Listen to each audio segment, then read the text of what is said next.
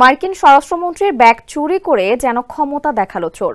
President Donald ট্রাম্পের মন্ত্রিসভার গুরুত্বপূর্ণ এই সদস্য ক্রিস্টিন ওয়েম গিয়েছিলেন রেস্তোরাঁয় খেতে।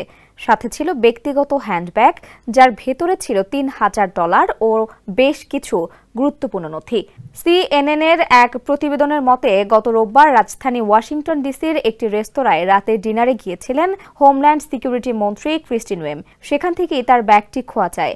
ব্যাগটিতে $৩,০০০ ছাড়াও নিজের passport, driving licence, department of homeland সিকিউরিটির বিশেষ ব্যাজ, মেকআপ বক্স, চেকবই ও ব্যক্তিগত ওষুধের মতো কিছু গুরুত্বপূর্ণ জিনিস ছিল।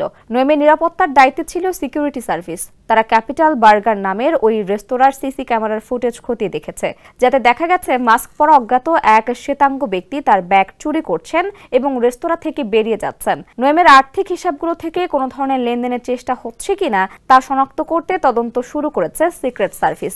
হোমল্যান্ড সিকিউরিটি বিভাগের এক মুখপাত্র বলেন, পরিবারের সদস্যদের খাওয়ানো, ইস্টার সানডে উপলক্ষে তাদের উপহার দেওয়া সহ বিভিন্ন কাজে খরচের জন্য তিনি নগদ অর্থ সঙ্গে রেখেছিলেন। তবে মন্ত্রিসভার এক সদস্যের চোরের এত কাছাকাছি পৌঁছানো এবং তার জিনিসপত্র চুরির ঘটনায় উদ্বেগ প্রকাশ করেছেন নিরাপত্তা বিশেষজ্ঞরা।